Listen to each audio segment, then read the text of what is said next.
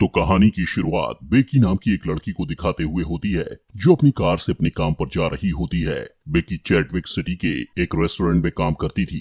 कुछ देर बाद वो रेस्टोरेंट पहुंच जाती है और अपनी कार को पार्किंग एरिया में लगाकर रेस्टोरेंट के अंदर जाने लगती है। तभी उसके पास केविन आता है। केविन भी उसी रेस्टोरेंट में काम करता था। यहाँ से दोनों रेस्टोरेंट के अंदर जाते हैं, जहाँ पर इस रेस्टोरेंट की मैनेजर सैंड्रा बाकी वर्कर्स के साथ इन दोनों का ही वेट कर रही होती है। अब सभी के आ जाने से सैंड्रा सभी वर्कर्स को बताती है कि कल रात किसी ने मेन डोर खुला छोड़ दिया था, जिसकी वजह से किसी ने मेरे $1000 चुरा लिए हैं। सैंड्रा कहती है कि आगे से कोई ऐसा नहीं करेगा, डोर को अच्छी तरह से लॉक करके जाना है। इतना कहकर सैंड्रा सभी को अपना काम करने के लिए कहती है और खुद भी काम में बिजी हो जाती है। थोड़ी देर में धीरे धीरे रेस्टोरेंट पर कस्टमर्स आने शुरू हो जाते हैं। कुछ देर बाद मार्टी जो वहीं काम करती थी वो बेकी के पास जाकर कहती है कि सैंड्रा को लगता है कि तुमने कल रात दरवाजा खुला छोड़ दिया था, लेकिन बेकी उसे कहती है कि दरवाजा असल में केविन ने खुला छोड़ा था और मैं इस बात को सैंड्रा को नहीं बताना चाहती थी क्योंकि इससे केविन की जॉब चली जाएगी। यहाँ पर मार्टी को पता चलता है कि बेकी सच बोल रही है। इसके बाद वो अपने काम में बिजी हो जाती है। कुछ घंटों बाद यानी दोपहर के टाइम रेस्टोरेंट के फोन पर एक कॉल आती है।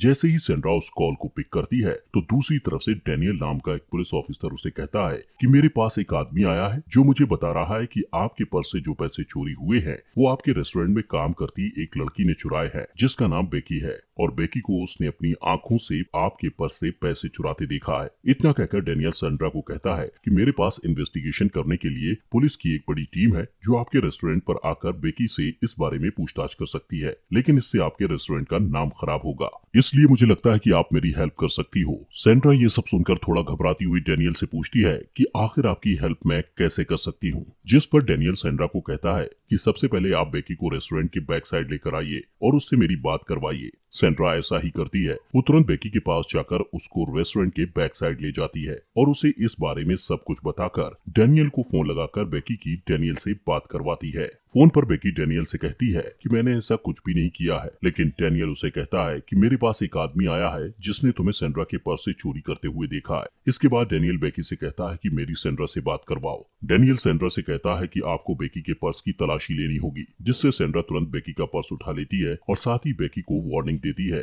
कि अगर तुम्हारे पर्स से मुझे मेरे पैसे मिले तो मैं तुम्हें अभी के अभी नौकरी से निकाल दूंगी। वह यहाँ पर सैंड्रा बेकी के पर्स को चेक करती है, लेकिन उसे ऐसा कुछ भी नहीं मिलता। सैंड्रा डैनियल को कहती है कि मुझे बेकी के पर्स से कुछ भी नहीं मिला, जिस पर डैनियल उसे कहता है कि बेकी को रेस्टोरेंट में ही पकड़ कर रखो। साथ ही वो सैंड्रा को ये भी कहता है कि आपको मेरी फोन कॉल पर ही मदद करनी होगी। सैंड्रा उसे कहती है कि बेकी ने पहले कभी ऐसा गलत काम नहीं किया है, लेकिन डैनियल उसकी बात का विश्वास नहीं करता और कहता है कि अगर बेकी निर्दोष निकली तो इसकी जिम्मेदारी मैं खुद लेता हूँ और जो भी सजा मुझे कानून देगा मैं उसे कबूल करूंगा। सैंड्रा बेकी की दोबारा डैनियल से बात करवाती है और बेकी डैनियल को समझाने की कोशिश करती है कि सर मैंने आज तक कभी भी ऐसा गलत काम नहीं किया है और मैं चोर नहीं हूँ। ये सुनकर डैनियल बेकी को 2 ऑप्शन देता है। पहला ये कि बेकी को चोरी के जुर्म में जेल जाना होगा और दूसरा ये कि बेकी को अपने सारे कपड़े उतारकर सैंड्रा को उसकी तलाशी लेने देनी होगी। ये 2 ऑप्शन सुनकर बेकी के पैरों तले जमीन खिसक जाती है, लेकिन वो जेल नहीं जाना चाहती थी, इसलिए वो अपने कपड़े उतारकर सैंड्रा को उसकी तलाशी लेने के लिए तैयार हो जाती है।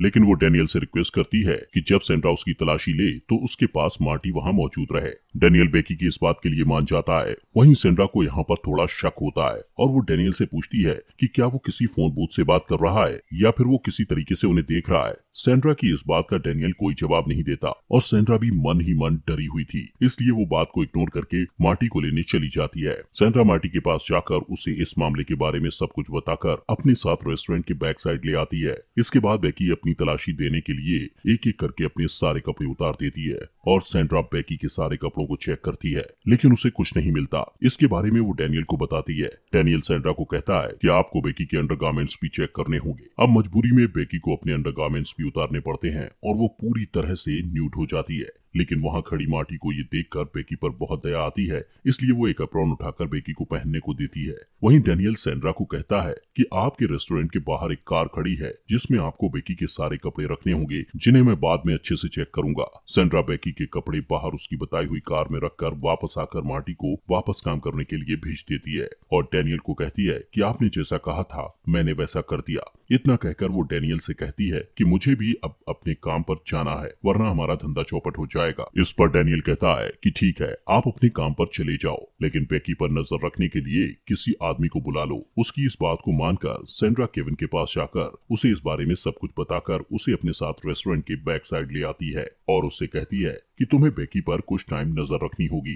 केविन, जो कि बेकी का काफी अच्छा दोस्त था, जब वो बेकी को बिना कपड़ों के बैठा देखता है तो वो गुस्से से भर जाता है और डैनियल को गुस्से से समझाता है कि बेकी चोर नहीं है, वो कभी भी ऐसा नहीं कर सकती। वहीं डैनियल केविन से कहता है कि तुम्हें बेकी की तलाशी लेनी होगी। इसे सुनकर तो केविन को और ज्यादा गुस्सा आ जाता है और वो कहता है कि तुमने बेकी के सारे कपड़े उतरवा दिए हैं और अब भी तुम उसकी तलाशी लेने को बोल रहे हो। केविन पूछता है कि अब कौन सी तलाशी लेनी है, जिस पर डैनियल केविन से कहता है कि तुम्हें बेकी के प्राइवेट पार्ट्स की तलाशी लेनी होगी। ये सुनकर केविन डैनियल को गाली देता है और कहता है कि भाड़ में जा तू और तेरी तलाशी। इतना कहकर वो बाहर आने लगता है और अचानक वो सैंड्रा से टकरा जाता है जो वहीं आ रही थी। वो सैंड्रा से कहता है कि सॉरी, इस मामले में मैं आपकी कोई मदद नहीं कर सकता।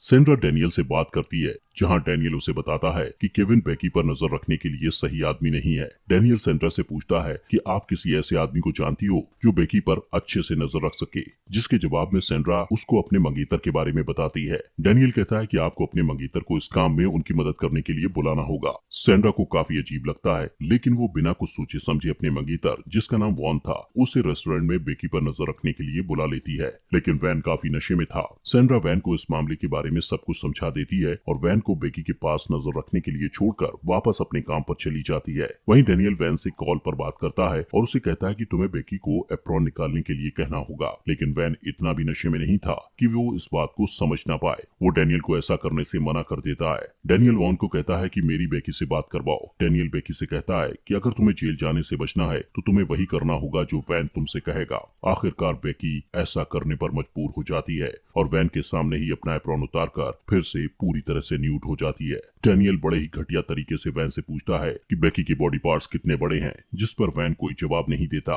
तभी डैनियल वैन को कहता है कि वो ऐसा इसलिए कर रहा है क्योंकि जिस आदमी ने बेकी को चोरी करते देखा था उसने बेकी के चेस्ट पर कुछ निशान देखे थे, इसलिए तुम्हें उन निशानों का पता लगाना है। वहीं डैनियल को वॉन की आवाज से आइडिया हो जाता है कि वो नशे की हालत में है, इसलिए वो वॉन को कहता है कि तुम्हें बेकी को जंप करने के लिए कहना होगा, जिससे चोरी किए गए पैसे उसके प्राइवेट पार्ट से नीचे गिर जाएंगे। वहीं वैन के कहने पर बेकी नग्न हालत में ही जंप करने लगती है और जब कोई पैसे बाहर नहीं निकलते तो डैनियल वॉन से कहता है कि तुम्हें बेकी के प्राइवेट पार्ट्स को खुद ही चेक करना होगा। वैन अब बेकी से काफी अट्रैक्ट हो चुका था, इसलिए वो बेकी के प्राइवेट पार्ट्स चेक करने लगता है। वहीं बेकी भी अब एक कठपुतली की तरह काम कर रही थी। जैसा जैसा डैनियल उससे करवा रहा था वो बिना कोई सवाल किए करती जा रही थी। अब जब वॉन बेकी का प्राइवेट पार्ट चेक कर रहा था तभी दूसरी तरफ सैंड्रा उनके पास ही आ रही थी, लेकिन इससे पहले कि वॉन को ऐसा करते देख पाती वो रुक जाते हैं। लेकिन सैंड्रा को वॉन पर शक होता है, इसलिए वो उससे पूछती है कि तुम क्या कर रहे थे, जिसके जवाब में वॉन उसे कुछ नहीं बताता, जिससे सैंड्रा डैनियल से बात करके उससे पूछती है, लेकिन डैनियल उससे बड़े ही प्यार से बात करता है जिससे कि वो उस पर शक न करे। इसके बाद सैंड्रा को लगता है कि सब कुछ ठीक है, जिससे वो फिर से वापस अपने काम पर चली जाती है। सैंड्रा के जाते ही डैनियल वॉन को कहता है कि तुम बेकी के बैक साइड में थप्पड़ मारो। वॉन ऐसा ही करता है, वो बेकी को थप्पड़ मारने लगता है जिससे बेकी को काफी ज्यादा पेन होता है। डैनियल बेकी से कहता है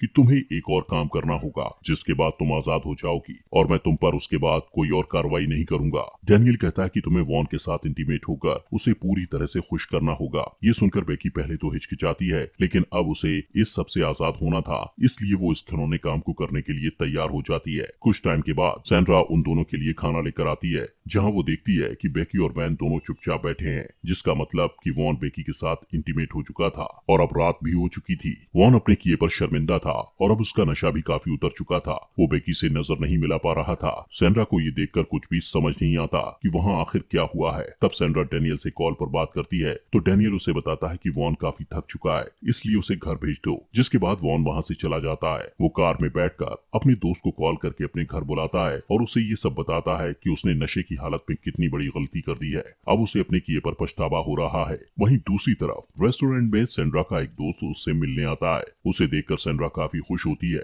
वहीं रेस्टोरेंट की बैक साइड में बेकी देखती है कि इस पूरे रेस्टोरेंट में कैमरे लगे हुए थे, मतलब कि जो भी वॉन ने उसके साथ किया था वो रेस्टोरेंट के कैमरास में रिकॉर्ड हो चुका था। वहीं सैंड्रा हेरोल्ड को बेकी के बारे में सब कुछ बताकर उसे कुछ समय के लिए बेकी की निगरानी रखने के लिए मना लेती है और उसे बैक साइड बेकी की निगरानी के लिए छोड़कर अपने काम पर वापस आ जाती है। जिसके बाद डैनियल जब हेरोल्ड से बात करता है तो हेरोल्ड को वॉन ने जो बेकी के साथ किया था वो सब कुछ बता देता है और फिर हेरोल्ड को भी कहता है कि तुम्हें भी बेकी के साथ इंटीमेट होना जाना होगा। ये सब सुनकर हैरोल्ड तुरंत सेंड्रा के पास जाकर उसे ये सब कुछ बताता है कि डेनियल ने वॉन से बेकी के साथ क्या करवाया और अब वो मुझसे भी बेकी के साथ ऐसा ही करने को बोल रहा है। इतना सुनते ही सेंड्रा को अब यकीन हो जाता है कि डेनियल कोई पुलिस ऑफिसर नहीं है। वो तुरंत पुलिस को कॉल करके उनको इस सब घटना के बारे में बताकर वहाँ बुला लेती है। पुलिस सबसे सवाल जवाब करती है और जब पुलिस बेकी से पूछती है कि तुमने डेनियल को ऐसा करने से मना क्यों नहीं किया, तो बेकी कहती है कि मैं बहुत डर गई थी और मैं इस सब मैटर से आजाद होना चाहती थी। अब इसके बाद पुलिस की इन्वेस्टिगेशन शुरू होती है। वो अलग अलग शहरों में कॉल करते हैं जहाँ से उन्हें पता चलता है कि ऐसी घटना पहले भी जगहों पर घट चुकी है। वहीं पुलिस को डेनियल के नंबर से उसकी लोकेशन का पता चल जाता है, जहाँ जाने पर उन्हें पता चलता है कि डेनियल असल में एक टेलीमार्केटर था और वो उसे इस जुर्म की सजा देने के लिए पकड़ लेते हैं। वहीं हम बेकी को देखते हैं जो अपने साथ हुई बदसलूकी के लिए सेंड्रा पर कोर्ट में केस कर देती है और कानूनी कार्रवाई के बाद सेंड्रा को उसकी जॉब से निकाल दिया जाता है और साथ ही उसे फाइन भी लगाया जाता है। कुछ दिनों बाद सेंड्रा का इंटरव्यू लिया जाता है जिसमें वो खुद को निर्दोष साबित करने की बहुत कोशिश करती है। वो कहती है कि मुझे नहीं पता था कि डेनियल एक फेक पुलिस ऑफिसर बनकर उनसे बात कर रहा था। वो बताती है कि मैं अपने रेस्टोरेंट की बदनामी को बचाने के लिए डेनियल से फोन पर ही इस प्रॉब्लम को सॉल्व करने की कोशिश कर रही थी। इसी के साथ ये मूवी यहीं पर खत्म हो जाती है। दोस्तों, आपके अपने फॉक्स एक्सप्लेनर हिंदी चैनल को सब्सक्राइब जरूर कर लें।